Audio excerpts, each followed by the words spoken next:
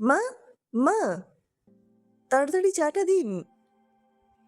বলতে বলতে ডাইনিং টেবিলের চেয়ারে বসতে যেতেই পর্ণা চোখ পড়ে রান্নাঘরের দিকে। এ কি, রান্নাঘরের দরজা বন্ধ কেন? মা কোথায়? মা কি তাহলে এখনো ঘুম থেকে ওঠেইনি? উফ, বললাম আজ আমরা তাড়াতাড়ি বেরোবো। শাশুড়ির ঘরে দরজার কাছে এসে চেঁচিয়ে বলে, মা, মা, আপনার কি এখনো ঘুম ভাঙেনি? আপনার না রান্না ছাড়ার কোনো কাজ নেই, কিন্তু আমাদের তো সবার কাজকর্ম আছে নাকি? বৌমা চিৎকারে ঘুম ভেঙে যায় রমলা দেবীর। ধরফর করে উঠতে গিয়ে মাথাটা টলে যায়। কোনো মতে নিজেকে সামলে দরজা খুলে বাইরে আসেন। হ্যাঁ মা, একটু ঘুমিয়ে পড়েছিলাম। সারা রাত মাথা যন্ত্রণায় ঘুমোতে পারিনি, তাই ভোরের দিকে। ঠিক আছে, আমি এক্ষুনি সব সামলে নিচ্ছি, একটু সময় দাও।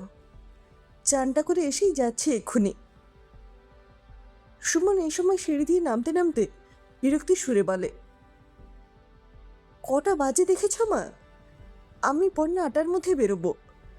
কালকেই তোমাকে বলেছিলাম টুবলু স্কুলের গাড়ি আসবে 8:30টায়, তবুও তুমি আজই দেরি করে উঠলে। পর্ণা বলে, পারবেন না সেটা তো কালকেই বলতে পারতেন, আমি না হয় একদিন কষ্ট করে সকাল সকাল উঠতাম। টুবলু বলে, বাবা, কাল সকালে ঠাম্মা যে তোমাকে বলেছিল মাথা ব্যথার ওষুধটা আনতে, তুমি তো রাতে আনতে ভুলে গেলে।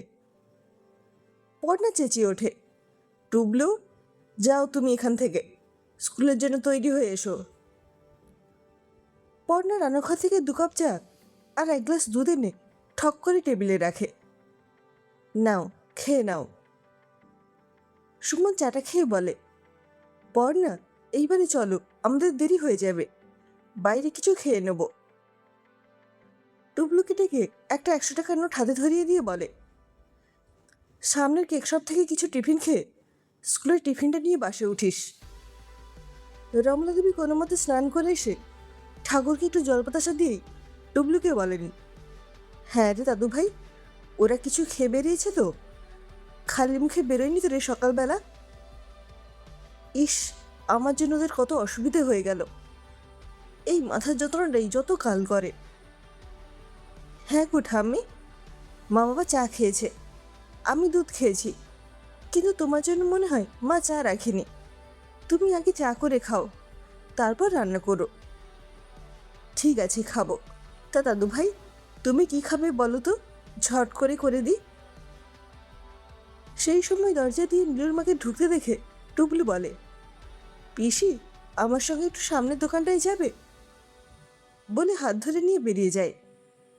কিছুক্ষণ পরই ফিরে আসে। ঠাম্মি, আমি ম্যাগি নিয়ে এসেছি, তুমি বানাও, আমি এই খেয়েই স্কুলে যাব। আর তোমাদের জন্য এনেছি, তোমরাও কিন্তু ম্যাগি খেও। আর এই নাও ঠাম্মি, তোমার মাথা ব্যথার ওষুধ, আমি দোকানের কাকুর কাছ থেকে জিজ্ঞেস করেই এনেছি, খেয়ে নাও, মাথা ঠিক হয়ে যাবে ঠাম্মি। রমলাদেবীর চোখে জল এসে যায়। মনে মনে ভাবেন, এই 12 বছরের ছেলেটার কত দায়িত্ববোধ। মাথায় হাত বুলিয়ে দিয়ে বলেন, মানুষের মতো মানুষ হও দাদু ভাই। মনে মনে ভাবেন, তার সুবোধ একদিন এমনই ছিল, সবই তার ভাগ্য। নীলুর মা বলে, বৌদি, টুবলু বলল তুমি নাকি সারা রাত খুব কষ্ট পেয়েছ, তোমার ওষুধ ফুরিয়ে গেছে, তা আমাকে বললে না কেন? আমি এনে দিতাম। আমার হাতে কি টাকা পয়সা কিছু থাকে রে? বৌদি, এমন করে বলো না গো, দাদাবাবু ঋণ কি আমরা কেউ শোধ করতে পারবো কখনো? সেদিন দাদাবাবু যদি টাকা না দিত, তাহলে আমার নীলুকে আজ ওকালতি বাস করতে পারত, আর তোমার জন্য সামান্য ওষুধ এনে দিতে পারবো না? বাসের হর্নের আওয়াজ আসতেই টুবলু বলে, আমি এলাম ঠাম্মি। এসো সোনা, দুগ্গা দুগ্গা। বেশ কয়েকদিন পর অফিস বেরোবার সময় পর্ণা বলে, মা, আজকে বিকেলে কিছু বন্ধুবান্ধব আসবে, আপনি ঘরেই থাকবেন, ওদের সামনে বেরোবেন না যেন। দাদুভাই কোথায় থাকবে বৌমা? সুমন বলে, ও নিয়ে তুমি ভেবো না মা, টুবলুকে আগের মতো পর্ণার ভাই স্কুল থেকে ও বাড়ি নিয়ে যাবে, আর বিকেলে মিতু আর ওর বড় আসবে। আমাদের খাবার সব বাইরে থেকেই আনবো, তুমি তোমার মতো কিছু বানিয়ে নিও। বিকেলে সুমন পর্ণা ফেরার বেশ কিছুক্ষণ আগে মিতু ও মিতুর বর রাজু আসে। রমলা দেবী বলেন, দিদিভাইকে আনলি না? ওকে কি করে আনবো, ও আছে শাশুড়ির কাছে, এইসব পার্টিতে বাচ্চাটা অ্যালাউড নয়। শুনে রমলা দেবীর বুক কেঁপে ওঠে। ভাবেন আবার সেই পার্টি, সেই চেঁচামেচি, আওয়াজ, উফ, আর ভালো লাগে না, বুক ধড়ফড় করে। রাজু বলে, মা, আপনি শুনেছেন তো, আপনার ছেলের আবার প্রমোশন হয়েছে? না বাবা, আমাকে বোধহয় বলার প্রয়োজন হয়নি, তাই বলেনি। মিতু বলে, মা, দাদা বলছিল বাবার এই বাড়িটা প্রমোটারকে দিয়ে 2টো ফ্ল্যাট দেবে। উইলটা তো তোমার কাছেই আছে, তাই না মা? তুই এইসব কি বলছিস মিতু? ইতস্তত করে রাজু বলে, মা, একটা ফ্ল্যাটে ওরা থাকবে, আর অন্য ফ্ল্যাটে এইসব পার্টি হবে। এখন তো দাদাকে মাঝে মাঝেই পার্টি দিতে হবে। মিতু বলে, আর জানো তো মা, তোমার সোনু দিদু ভাই আর টুবলুর হোস্টেলের ব্যবস্থা হয়ে গেছে, ওরা এখন থেকে ওখানে থেকেই পড়াশুনো করবে। আর শুনুন না মা, আর একটা কথা আছে, আমার শাশুড়ি আর তোমার জন্য আমরা একটা খুব ভালো থাকার ব্যবস্থা করেছি। ওখান থেকে ওরা মাঝে মাঝে বেড়াতে নিয়ে যায়, পুজোর সময় ঠাকুর দেখতে নিয়ে যায়, সুন্দর এসি রুম, তোমরা খুব ভালো থাকবে। রমলা দেবীর বুঝতে আর বাকি থাকে না কি হতে চলেছে, তবুও তিনি কিছু না বলে চুপ করেই থাকেন। সন্ধে হতেই সবাই একে একে এসে যায়। মিতু উপরে যাওয়ার সময় অবশ্য দরজাটা টেনে দিয়ে গিয়েছিল, তবু ওদের নাচ গান হই হই সব রমলা দেবীর কানে আসছিল। তার অসহ্য লাগছিল। তিনি শেষে সহ্য করতে না পেরে কানে বালিশ চাপা দিয়ে শুয়ে পড়েন। দুধ মুড়িটুকুও খেতে ইচ্ছে করে না। পরের দিন নীলুর মা কাজে আসতে রমলা দেবী বলেন, নীলুকে দুপুরবেলা একবার আসতে বলবি তো, যেদিন ওর সুবিধে হবে। বেশ কয়েকদিন পর পর্ণা অফিস থেকে ফিরে দেখে বাইরে গেটে বেশ বড় একটা তালা ঝুলছে। দেখেই মাথা গরম হয়ে যায় ওর। উফ, পাই না আর, এই বুড়ি আবার কোথায় গেল? টুবলি বা কোথায়? ওই বা স্কুল থেকে ফিরে কোথায় গেল? নাকি মাই টুবলুকে নিয়ে কোথাও গেল? না, না বলতে কোথাও যাওয়ার কথাও নয়। পর্ণা সুমনকে ফোন করে। সুমন অবাক হয়ে বলে, তার মানে মা তো কোনোদিনও কোথাও যায়ই না। তাছাড়া টুবলু, তুমি আশেপাশে বাড়িতে জিজ্ঞেস করো, আমি এক্ষুনি আসছি। পর্ণা এবারে ওবারে জিজ্ঞেস করে, কিন্তু কেউ কিছু বলতে পারে না। কি করবে ভেবে নেবে, পর্ণা বাড়ির সামনেই বসে পড়ে। এমন সময় দেখে টুবলুকে ছোটবেলায় পড়াতো দিয়া টুবলুকে নিয়ে বাড়ির দিকে আসছে। পর্ণা সব জিজ্ঞেস করতে টুবলু বলে, ঠাম্মা বলল তুমি একটু দিয়া দিদির কাছে থাকো, আমি এক্ষুনি আসছি।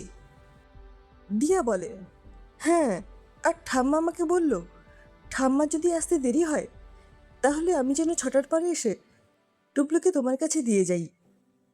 ইতিমধ্যে সুমনও এসে পড়ে। পর্ণা বলে, তোমার মা যেখানে যাবার গেছেন, তা বলে চাবিটা তো টুবলুর হাতে দিয়ে যেতে পারতেন। সুমন অনেক কষ্ট করে তালা ভেঙে বাড়িতে ঢোকে। পর্ণা বলে, এই জন্যই বলেছিলাম তোমার মাকে বৃদ্ধাশ্রমে রেখে আসতে। হ্যাঁ জানি, কিন্তু আমিই বলেছিলাম রান্নার মাসে আসুক, তারপর, না হলে তো তোমারই অসুবিধে হতো। ওহ, কিন্তু এখন মা কোথায় গেল কে জানে। আমি মিতুকে ফোন করেছিলাম, মিতুও অবাক। রাতে যদি না ফেরে তাহলে কাল সকালে আবার খুঁজতে হবে। কি যে করে কে জানে। বিরক্ত লাগে, আর ভাল লাগে না। অফিস থেকে এসে যত জ্বালা, আবার কাল খুঁজতে বেরো। উফ। টুবলু কাঁদতে থাকে। পর্ণা বলে, এখন কাঁদছো কেন? যখন ঠাম্মা তোমাকে দিয়া দিদির বাড়িতে রেখে গেল তখন আটকাতে পারোনি? পরের দিন সকালবেলা মিতু মেয়েকে স্কুলে দিয়েই এখানে চলে আসে। টুবলুকেও জোর করে স্কুলে পাঠিয়ে দেয় পর্ণা। হঠাৎ আবার দরজায় কলিং বেল বেজে ওঠে। সুমন বলে, এখন আবার কে এলো? মা এলো নাকি? দরজা খুলতেই দেখে পুলিশ অফিসার। আপনি সুমনবাবু তো? হ্যাঁ, মায়ের কি কিছু? মায়ের জন্য চিন্তা করছেন? অবাক করলেন মশাই। তা আমি কি বলছি আগে শুনুন। আপনি কাল এই বাড়ির দরজা তালা ভেঙে ঢুকেছেন, জানেন কি সেই অপরাধে আপনার জেল পর্যন্ত হতে পারে? সুমন বলে, মানে আপনি বলছেনটা কি? আমি আমার বাড়ির তালা ভেঙে ঢুকেছি? আপনি কে মশাই এতে মাথা ঘামানোর? আপনি বরং কেন এসেছেন সেটা জানতে পারি? আপনাকে তো বললাম আমার আসার কারণটা। উফ, আবার সেই তালা ভাঙার কথাই বলছেন। পাড়া সবাইকে জিজ্ঞেস করে দেখুন, এটা আমার বাবা স্বদেশ বসুর বাড়ি, আমি ওনারই ছেলে। সুতরাং বাবার অবর্তমানে তো এটা আমারই বাড়ি হলো নাকি? আপনি ভুল জানেন সুমনবাবু, এই বাড়িটা শ্রীমতী রমলা বসুর, আপনার নয়। ওনার স্বামী স্বদেশ বসু বাড়িটা ওনার স্ত্রীর নামেই লিখে দিয়েছিলেন। আর গতকাল সকালে রমলা দেবী তার এই বাড়িটা একটি বৃদ্ধাশ্রমে দান করে দিয়েছেন। সুমন পর্ণামিতু সবাই অবাক হয়ে যায়। সুমন বলে, কি? এটা হতেই পারে না। অফিসের কোনো কথা না বলে গাড়ির দিকে এগিয়ে গিয়ে ডাকেন, উকিলবাবু, আপনি এদিকে এসে ওনাদের কাগজপত্র দেখান তো। সুমন সব দেখে অবাক হয়ে যায়, বলে, মায়ের নামে বাড়ি? মায়ের নামে যে বাড়িটা বাবা লিখে গেছেন ভাবতেই পারিনি। ইস, দলিলটা একবারও পড়ার প্রয়োজনই মনে করিনি, কিন্তু মা এটা আমাদের সাথে করতে পারলো। উকিলবাবু বলেন, কেন নয় সুমনবাবু, আপনি তো ভাবতেই পারেননি এটা আপনার মায়ের বাড়ি হতে পারে, তাই ওনাকেই আপনি বৃদ্ধাশ্রমে পাঠাবার ব্যবস্থা করছিলেন। আচ্ছা শুনুন, এখন আপনাকে 48 ঘন্টা সময় দেওয়া হলো, তার মধ্যে আপনাকে বাড়িটা পুরো খালি করে দিতে হবে। নিতু বলে, কিন্তু তাহলে মা এখন কোথায়? আমরা কি মায়ের সাথে একবার দেখা করতে পারি? অফিসার জানান, না, আপনারা কেউ দেখা করতে পারবেন না, এবং সেটা ওনারই ইচ্ছেতে। আর মায়ের কথা চিন্তা করবেন না, ওনার দায়িত্ব এখন সেই বৃদ্ধাশ্রমেরই, যেখানে উনি বাড়িটা দান করেছেন। আচ্ছা, এই নিন কার্ডটা রাখুন। উনি জানিয়েছেন ওনার নাতিনাতনিরা ওনার সাথে দেখা করতে পারেন, অবশ্য 1 সপ্তাহ পরে। ও আচ্ছা, আর একটা কথা ভুলেই যাচ্ছিলাম। কথায় আছে না, কুসন্তান যদিও বা হয়, কুমাতা কখনো নয়। তো আপনাদের ভাই বোনদের যদি কোনোদিন বৃদ্ধাশ্রমে থাকার প্রয়োজন হয়, তাহলে আপনারা এই বৃদ্ধাশ্রমে বিনা পয়সায় থাকতে পারবেন। আপনাদের মা সেই ব্যবস্থা করে দিয়েছেন। আচ্ছা, ভালো থাকবেন, আসি। আর কোনো কিছু কথা বলার ক্ষমতা থাকে না কারোর। সবাই কিংকর্তব্য বিমূঢ় হয়ে অফিসারে যাওয়ার পথের দিকে তাকিয়ে থাকে।